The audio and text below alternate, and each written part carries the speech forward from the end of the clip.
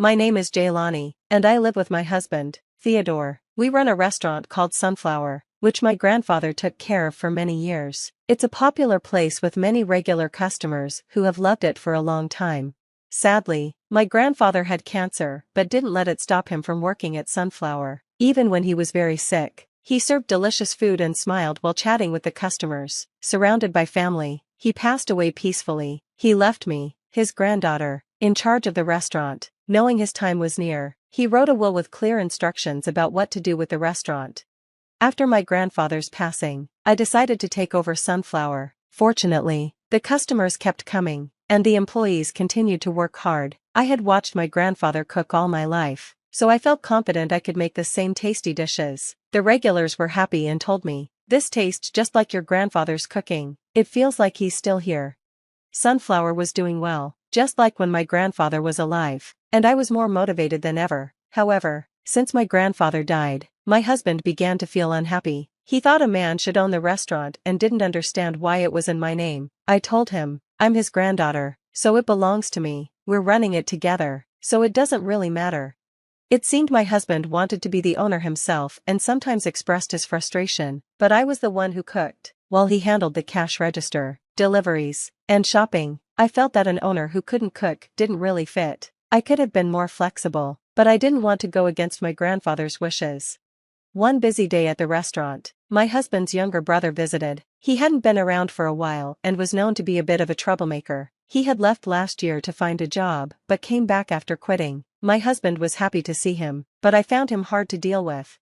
In our hometown, I heard that an old man had passed away, and my brother-in-law joked, "So, your wife is running the shop now? That's hilarious." He laughed loudly, not noticing the annoyed looks from the customers. I found it hard to engage with him and decided to ignore his comments since we were family. He then asked if his meal was free, saying, "Since we're family, right?" I reluctantly agreed, and he ate a huge meal, drank beer, and left without paying. That's how unreasonable he was. Our relatives came to the restaurant too, but they always paid. I told my husband, "It's not fair to let only your brother eat for free. Please charge him next time." My husband responded, "It's fine. He doesn't have money. It's okay to give him a break." He seemed to side with his brother. After that, my brother-in-law came to the restaurant regularly and ate without paying every time. I warned my husband, but he wouldn't listen. My insistence made my husband grumpy, and we started to argue more. My brother-in-law began visiting even more often, and each time, he whispered with my husband in the back of the kitchen. I suspected they were talking badly about me. I tried to focus on my cooking while stealing glances at them. One day, my brother-in-law said to my husband, "Can't we make this restaurant yours, bro? The name is in your wife's name, but it's in a good location with many customers. Let's make it your restaurant and keep all the profits." It must be hard being under your wife's thumb. My brother-in-law was trying to take advantage of the problems in our marriage to get my husband on his side. They started plotting something together. The next day was our restaurant's day off, and my husband left early, leaving me alone. Even though it was my day off, I remembered that the kitchen was messy, so I decided to go to the restaurant and spend the day cleaning up.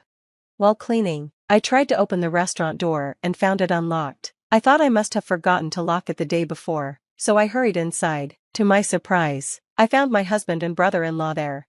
"Oh, you're here. I didn't expect to see you both since it's our day off. What are you doing?" I asked. They smirked as if they were hiding something. "Actually, we need to talk," my husband said. "Since you took over the restaurant, you've been acting too proud, and it's bothering us." "I'm not being proud," I replied, feeling frustrated. "Yes, you are," my brother-in-law chimed in. "You're happy because the restaurant is doing well." "What are you trying to say?" I asked, feeling confused. They spoke to me like they were mocking me, which only made me angrier. Then, my husband pulled out some documents and spread them on the table. "I'm sick of your attitude. Let's get a divorce," he said, surprising me with a filled-out divorce application. "Huh? What do you mean?" I stammered, unable to understand what was happening. My first thought was about the restaurant. I knew it would be hard to run it alone after a divorce, especially with only a few employees. "This is too sudden. I don't understand," I exclaimed. "It would be hard for me to keep the restaurant running alone." "We're going to buy this restaurant from you and start fresh," my husband said. "We want you to leave." I couldn't believe what I was hearing. This restaurant was protected by my grandfather. The profits are good enough. We should keep running it for the customers. So, you don't plan to grow? This restaurant will go out of business if you don't do something. I want to start a new restaurant, no matter what, he insisted. I realized my husband had been influenced by his brother. Well, we'll buy this restaurant for whatever price you want, my brother-in-law said. We'll earn it back quickly, so any price is fine. I couldn't stand their bullying any longer. Alright, if that's the case, I'll sell it for $50,000, but please wait for 2 weeks while I prepare the divorce papers and the contract, and during those 2 weeks, neither of you should come to the restaurant. When I said I was selling the restaurant, they were excited, not realizing I had my own reasons. In the meantime, I managed to run the restaurant by myself. Where's your husband? A customer asked. Well, we're actually getting a divorce, I replied. What, so suddenly? Will you be running Sunflower alone then? No, my husband is buying the restaurant, and I'll be leaving in 2 weeks. The customers were surprised and genuinely disappointed when they heard the news, but I quickly handed out flyers I had prepared, which calmed their worries. 2 weeks later, I presented the contract to sell the restaurant and the divorce papers to my husband. There are no complaints about this, right? I asked as he signed the contract. $50,000, huh? I'll transfer the money to your account right now, he replied, sounding pleased. Now this is my shop, he said, looking happy alongside his brother. While they celebrated, I packed up my things and left the restaurant. I was excited to see what they would do next. My ex-husband and brother-in-law immediately took over running the restaurant. We've explained the situation to the employees, they said. Even without Jaylani, the shop should run fine. Alright, let's make some money. They prepared enthusiastically for the day, but when 10 o'clock came, the usual opening time, things didn't go as planned. Why aren't the customers coming? My ex-husband wondered. The usual crowd was missing, and the employees, who were always reliable, weren't there either. He tried calling them, but no one answered. They had never faced this situation before, and panic set in. My ex-husband noticed a regular customer walking by and called out, "Hey, you're our customer, right?" Yeah, I've been worried because you haven't opened yet. What's going on?" the customer replied.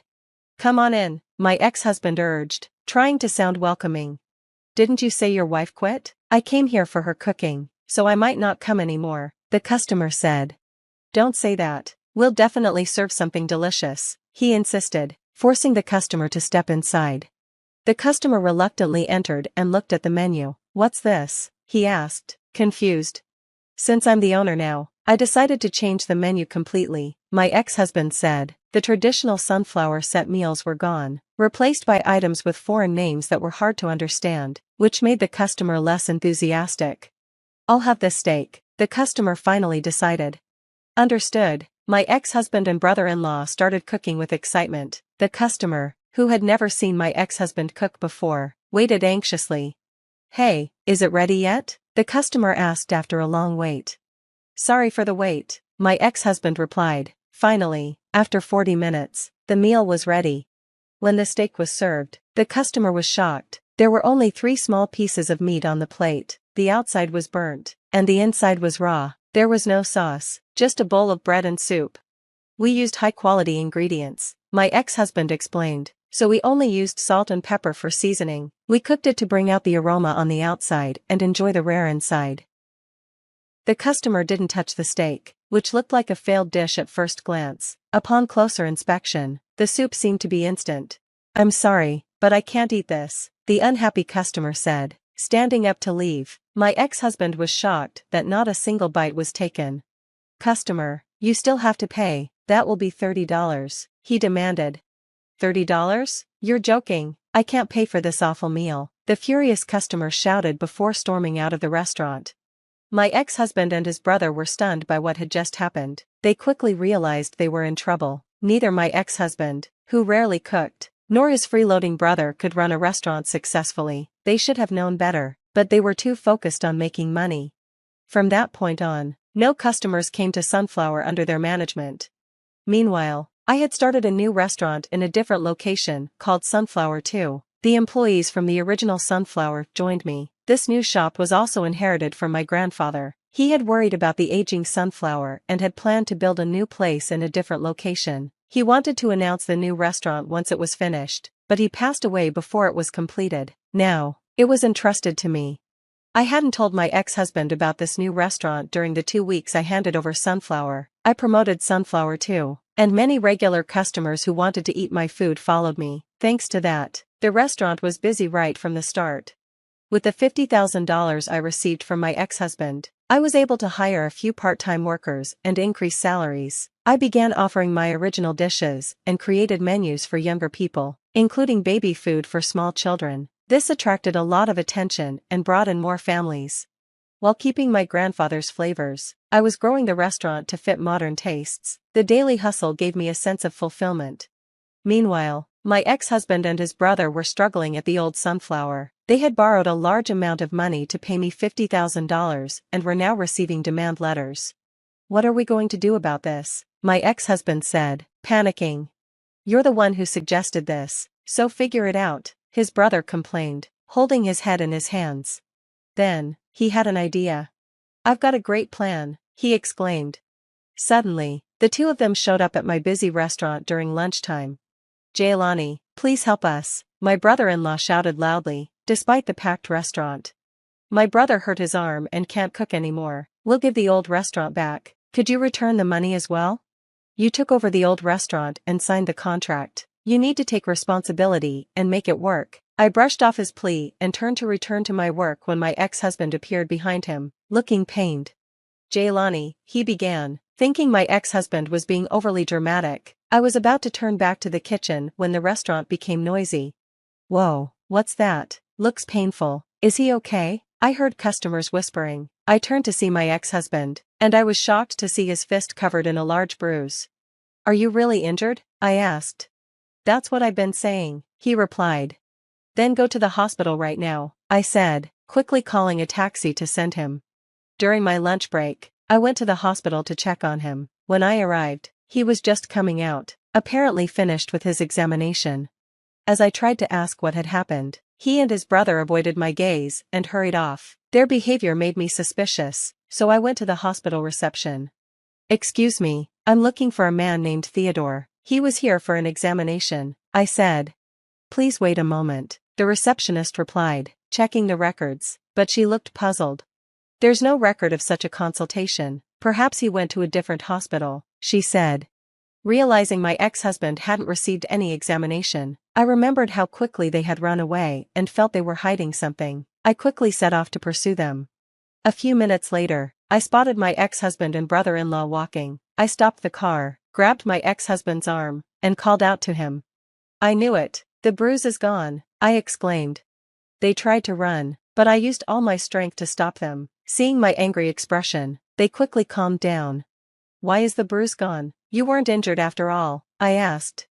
"Running a restaurant is hard," my ex-husband admitted. "Old Sunflower hardly gets any customers, so we can't make money to pay back our debts. That's why I pretended to be injured and said I couldn't continue with the restaurant. I thought I could get some money back." "You were trying to deceive me with such a childish lie," I replied, letting go of them. "Don't involve me in your affairs from now on. You two figure out what to do with that restaurant."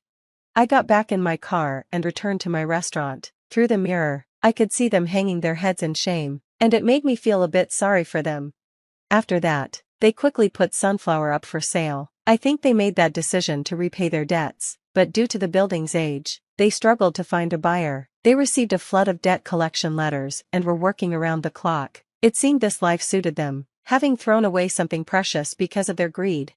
As for me, my newly renovated restaurant was thriving even more than before, with sales doubling. One of my regular customers offered to apprentice with me, so now I have a disciple. I often remind him that running a restaurant is not as easy as my ex-husband thought. I want to continue carrying on my grandfather's legacy for the foreseeable future.